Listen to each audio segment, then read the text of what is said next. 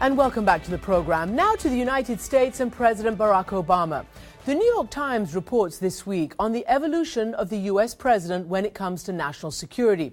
From a man who once wanted to shut down Guantanamo Bay prison to a man who takes no prisoners, increasing drone strikes abroad and even using secret kill lists to personally decide which terrorists deserve to die.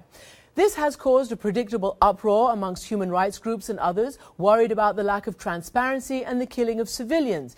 Yet here in the United States, the program seems to be overwhelmingly popular. Some 83% of the American people support the secretive program. John Bellinger, a top national security lawyer under the Bush administration, and Bruce Fein, a former associate deputy attorney general under President Ronald Reagan, join me right now. How are you both? Thank you both very much for joining me. Let me turn to you first, Mr. Bellinger. What is it about this that is surprising? I mean, basically everybody thought they knew President Obama, umpteen speeches, umpteen press conferences, and people are somewhat baffled that this person who they believed was a liberal, no war, no intervention kind of guy is really one of the most aggressive counterterrorism presidents.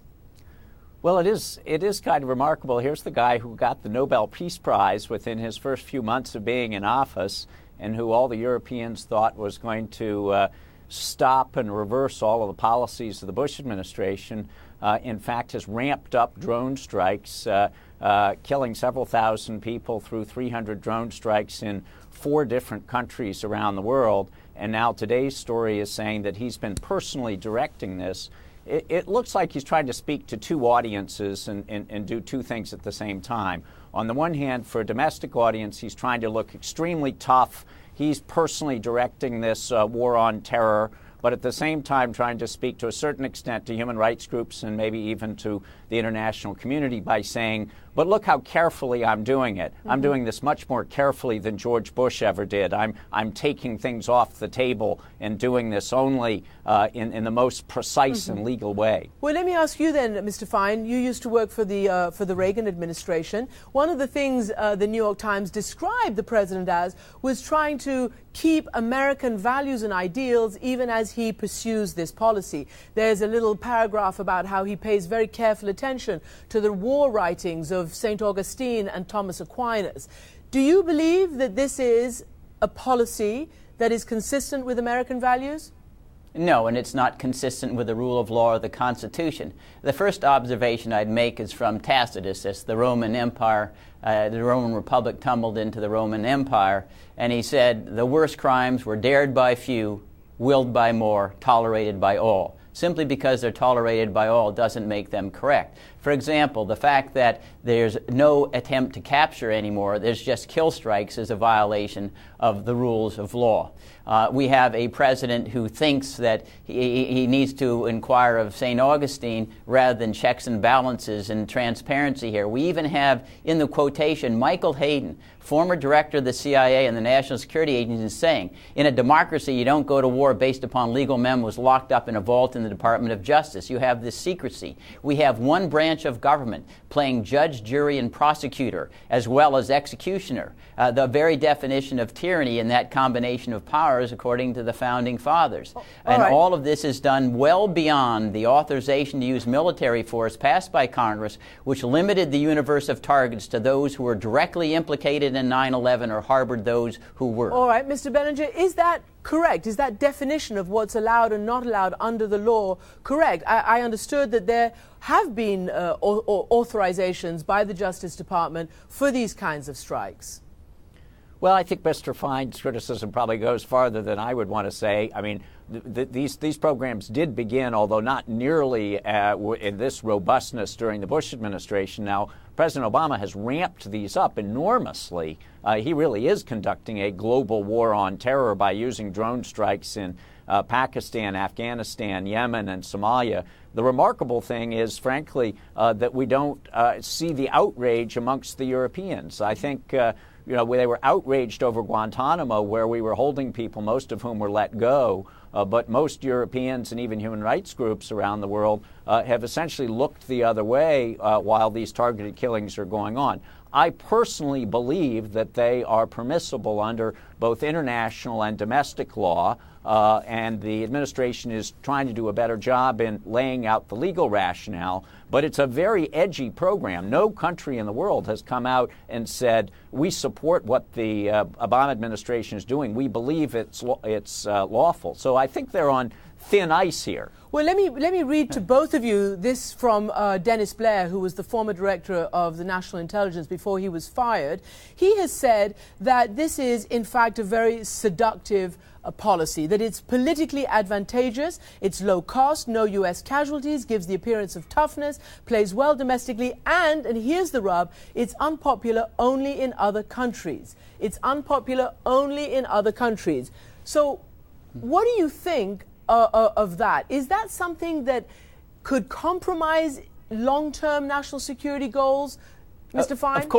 Of course it could, because it creates resentment on the other side. And just think of the double standard. You may recall, Christiane, I'm sure you covered the poisoning of Mr. Litvinenko in London by polonium-211 and Vladimir Putin, and his defense was the same one we're making here. Well, Mr. Litvinenko was an enemy of Russia. He's an imminent threat, even though something's not going to blow up the next day. And the United States denounced it. Great Britain wanted to prosecute the person in Russia who was responsible perhaps for putting the polonium-211 there. We're doing exactly the same thing. This is the Putin defense now that we can assert, and we would never and have not accepted it with regard to Mr. Putin. And with regard to Mr. Blair's statement, what it shows in international law, if you have to create force that's proportionate to the military objective. And Mr. Blair and others who are military people say there is no military objective in the Predator drones. It doesn't take you anywhere other than showing that you're muscular and you have a lot of power. And if you have no military objective in mind, it is a war crime to kill. And that's what's happening in this situation. Well, let me ask you, Mr. Bellinger, because you have spoken about this, and I believe you were in the Obama administration, correct? I mean, you were there until 2009.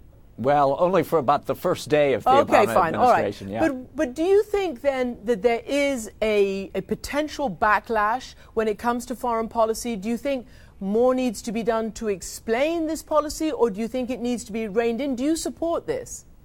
I do generally support it, but I think it is a dangerous policy to rely on for too long. I mean, remember in 2001, 2002, when we were holding people in Guantanamo because there was no other place to hold them, it was not unpopular. And we all know what happened with Guantanamo. So drones, I think, have been effective. I believe they are lawful, but it could change very quickly. And I do think that what Dennis Blair said raises some concerns. We're opening up a Pandora's box here that other countries may start using drones. And if we don't carefully state what the parameters are for use of drones, which I think the administration has been trying to do recently, is to cabinet more clearly. But what is sauce for the goose is sauce for the gander, and that we've got to be prepared if Russia or China or other countries begin to use drones, that we have laid out very strictly what the legal rules are for doing that. And what about the backlash? Yes, Christiane.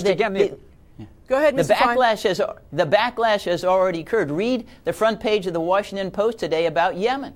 Those are now turning to al-Qaeda because they're totally furious and outraged that innocent civilians are being targeted and killed by our Predator drones. The backlash has already occurred. We don't have to wait. This is mindless. It's making us less safe in the name of politically trying to show that Mr. Obama is tough and he doesn't flinch at killing. So again, Bruce, in any war, I'm sure the enemy is not happy when you're dropping bombs on them. And we have to have a balance here. On the one hand, the drones are effective in knocking out some bad people. We do have to be looking extremely closely at whether we are creating more bad people by the use of drones. Well, Mr. Fine talked about in Yemen that it's become a recruiting tool. We've also seen the so-called Times Square attempted bomber used the drones as a rationale when he was in court for his attempted bombing. And we've seen the hullabaloo that's been created all over Pakistan. And what I wanted to ask you, Mr. Bellinger, is there sort of a moving target? At first, these drones were meant to be used against top-level al-Qaeda, maybe even Taliban. But it does look that some of them have now been more mid-level. Added to that, there is this question of civilian casualties. How can one really be so sure from 15,000 or 30,000 feet that you are killing just military targets? Well, those are exactly the questions that the world, to the extent that there is growing discomfort, and I have to say there's really not a lot, as most of the world seems to be looking the other way, but the discomfort is exactly who are these people who are being killed? How many civilians are being killed? Are the right people being targeted?